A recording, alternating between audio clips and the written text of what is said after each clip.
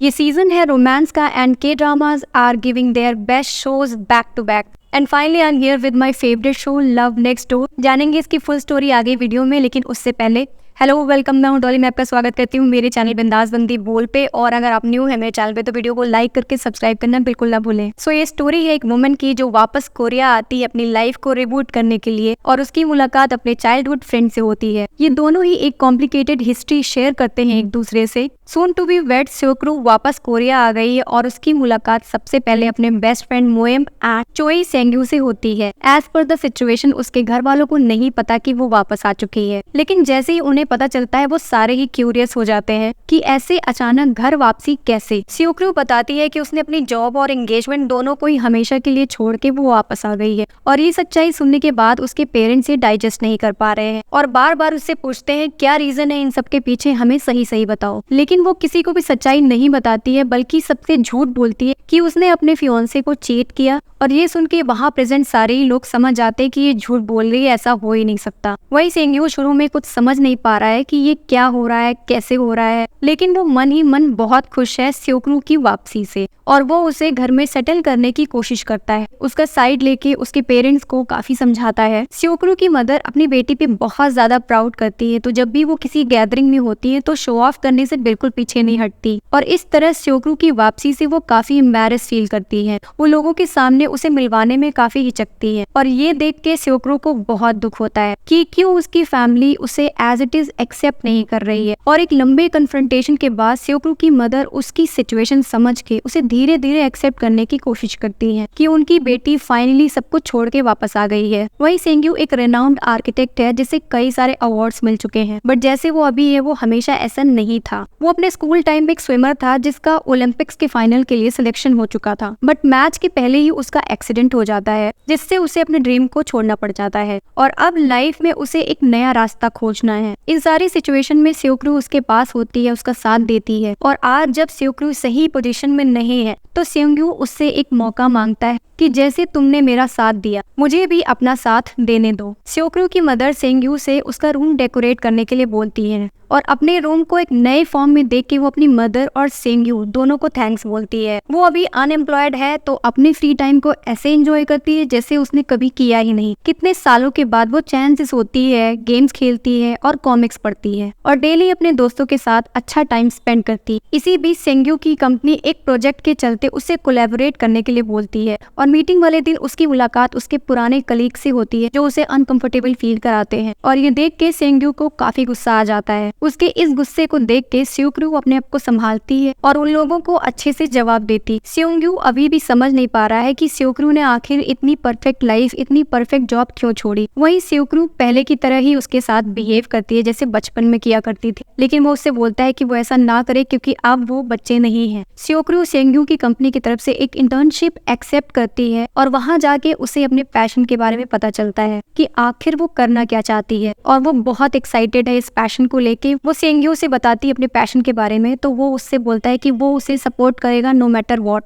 और वो वहाँ से वापस आके कुकिंग क्लासेस ज्वाइन कर लेती है अपनी फैमिली को बिना बताए। स्योक्रू के फादर एक रेस्टोरेंट रन करते हैं जो ज्यादा फेमस नहीं है, इसलिए उसकी फैमिली में फाइनेंशियल क्राइसिस होती रहती है, और वही अपनी फैमिली की मेन ब्रेड विनर थी, बट उसने भी अब अपनी जॉब छोड़ दी है। घर पहुँच के पता चलता है कि उसके फादर को एक कस्टमर ने सू कर दिया है और सेटलमेंट के लिए उनसे अच्छा खासा अमाउंट मांगा है। पूरी फैमिली ये सुन के काफी परेशान हो जाती है, और इस सिचुएशन से सेंग्यू अपनी तरीके से, स्योक्रू अपनी तरीके से अपने फादर को बचाते हैं। और इन सब के बीच में एंट्री होती है स्योक्रू के एक्स फियांसे की। स्योक्रू की फैमिली को लगता है कि पक्का इसी ने चीट किया होगा, और सब अपना गुस्सा उस पे निकालने लगते हैं, बट स्योक्रू उसे इस सिचुएशन से बचाते हुए बाहर ले जाती है और उसे समझाती है कि अब वापस वो दिन नहीं आ सकते। वो हर दिन ट्राई कर रहा है कि स्योक्रू को वापस ले जा सके, और फिर से एक न्यू स्टार्ट की चाहत में वो उससे पुराने दिनों की बातें याद दिलाता है, बट स्योक्रू उसे मना कर देती है। वही सेंग्यू उसके एक्स फियांसे की एंट्री से काफी अनकंफर्टेबल फील करता है, और इस जेलसी को वो समझ नहीं पा रहा है कि आखिर वो ऐसा बिहेव क्यों कर रहा है। उसे ज्यादा दिन नहीं लगता, उसे समझ में आ जाता है, और फाइनली अपनी फीलिंग्स को वो एक्सेप्ट करता है कि वो स्योक्रू को लाइक करता है, आज से नहीं, कल से नहीं, हमेशा से। इन सब में स्योक्रू की तबीयत अचानक खराब हो जाती है, और इस सिचुएशन में वो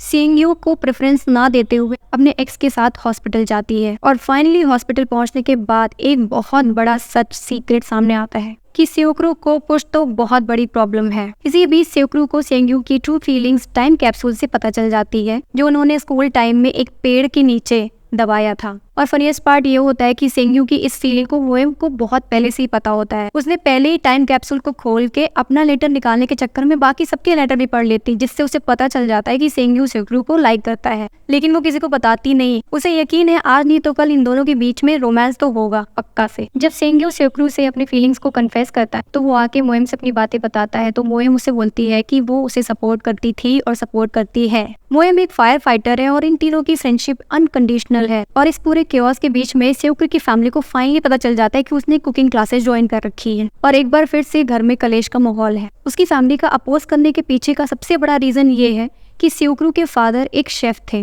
और after starting there restaurant business उन्हें बहुत अच्छे से पता है कि इस फील्ड में हार्डशिप बहुत ज्यादा है और वो इसी वजह से नहीं चाहते थे कि उनका कोई भी बच्चा इस फील्ड में आए। बट आफ्टर नोइंग सेओक्रूज डिटर्मिनेशन वो उससे बोलते हैं कि तुम अपने डिसीजन को एक बार फिर से रिकंसीडर करो। वही सेंग्यू और उसके एक्स के बीच में कॉम्पिटिशन होने लगता है और इस बार सेंग्यू की तबीयत खराब हो जाती है। जब सेओक्रू उसे देखने के लिए आती है तो साथ में अपने हॉस्पिटल के डॉक्यूमेंट्स भी ले आती है और अनजाने में सेंग्यू को उसके सीक्रेट के बारे में फाइनली पता चल जाता है। वो बहुत ज्यादा शॉक्ड हो जाता है और वो उससे पूछता है। तभी सेओक्रू की मदर ये सारी कॉन्वर्सेशन सुन लेती है और फाइनली वो सच सामने आता है जो सेओक्रू इतने दिनों से छुपाने की कोशिश कर रही थी। वो बताती है कि उसे 4 साल पहले यूएस में स्टमक कैंसर हो गया था। लगातार 2 सालों तक उसने अपनी कीमोथेरेपी कराई, लेकिन वो अभी ठीक है। ये सुन के वहाँ मौजूद सारे लोग शॉक्ड हो जाते हैं और उसकी मदर उसे पकड़ के रोने लगती है। घर पे जब ये बात सबको पता चलती है तो सब बहुत नाराज हो जाते हैं कि इतनी बड़ी बात तुमने आखिर हमसे छुपाई क्यों? तुम हमें अपनी फैमिली नहीं मानती? ये सुन के वो बोलती है कि वो किसी को परेशान नहीं करना चाहती थी। वो नहीं चाहती थी कि उसकी वजह से कोई भी सफर करे और इसी वजह से उसने किसी को कुछ भी नहीं बताया। कई बार उसके मन में ये ख्याल आता है कि वो सेंग्यू को फोन करके सब कुछ बता दे, लेकिन उस टाइम पे सेंग्यू उसको बहुत ज्यादा अवॉइड करता है, जिससे उनके बीच में काफी सालों तक कम्युनिकेशन गैप हो जाता है और ये बोल के वो घर से चली जाती है। सेंग्यू उसे ढूंढते हुए उसके पास पहुंचता है और उससे माफी मांगता है और उसे समझाता है कि उसकी फैमिली क्यों ऐसा बिहेव कर रही है। No matter what happens in life, family का मतलब ही होता है हर सिचुएशन में साथ रहने का।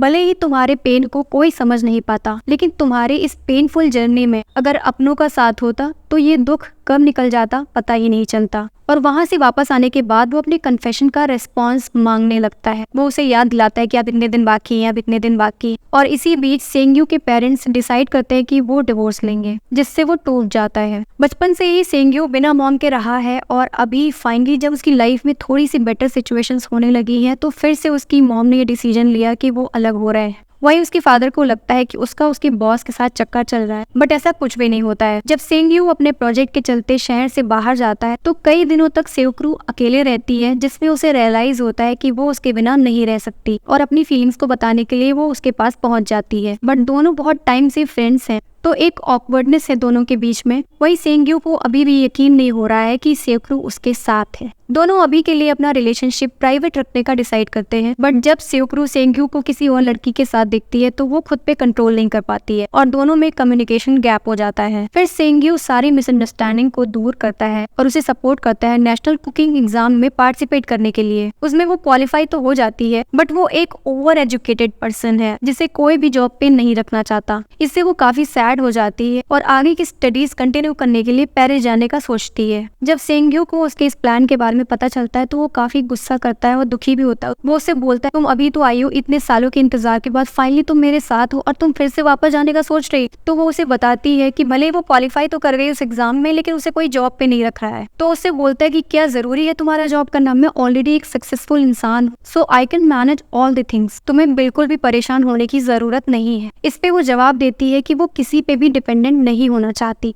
प्यार अपनी जगह है और पैशन अपनी जगह। फिर वो उसे याद दिलाता है कि वो सोशल मीडिया पे अपनी कुकिंग की वीडियोस डालती थी यूएस में। वो उसे एनकरेज करता है और फिर से स्टार्ट करने के लिए बोलता है और उसकी एक रेसिपी वो वहाँ के बेस्ट होटल में चल रहे कंपटीशन में मेल कर देता है उसे बिना बताए। और फाइनली जब रिजल्ट आता है तो वो उसे बताता है कि उसे उस कंपटीशन में 3rd पोजीशन मिली। तो वो काफी खुश हो जाती है इसे सुन के। और इसी रेसिपी को वो सोशल मीडिया पे डालती है, जिसका रिस्पांस बहुत अच्छा आता है। लोग उसकी रेसिपी को बहुत ज्यादा पसंद करते हैं और वो दोनों फाइनली अपनी फैमिलीज को अपने रिलेशनशिप के बारे में बताते हैं। तो स्टार्टिंग में सभी को थोड़ा सा डाउट होता है, लेकिन बाद में सब मान जाते हैं। सेओक्रू का डेडिकेशन देख के उसके फादर सेंगयू से एक रेस्टोरेंट बनाने के लिए बोलते हैं, जहाँ उनका ऑलरेडी रेस्टोरेंट था। सो वो उसके लिए एक बहुत सुंदर सा रेस्टोरेंट बनाता है और एक हैप्पी एंडिंग के साथ ये सीरीज खत्म हो जाती है। ये सीरीज मुझे इतनी पसंद आई कि मैं ऑलरेडी इसे 3 से 4 बार देख चुकी हूँ, और जब ये खत्म हो रही थी तब ऐसी फीलिंग आती है कि इतनी जल्दी क्यों ये खत्म हो रहा है। सच अ ब्यूटीफुल स्टोरी जिससे हमेशा चलते रहना चाहिए। आपकी क्या राय है इस पे मुझे जरूर बताइएगा। ऐसी और फुल स्टोरीज के लिए मेरे चैनल को लाइक करके सब्सक्राइब करना बिल्कुल ना भूलें। मिलते हैं नेक्स्ट वीडियो में, तब तक के लिए take care of yourself and keep watching me. Bye bye.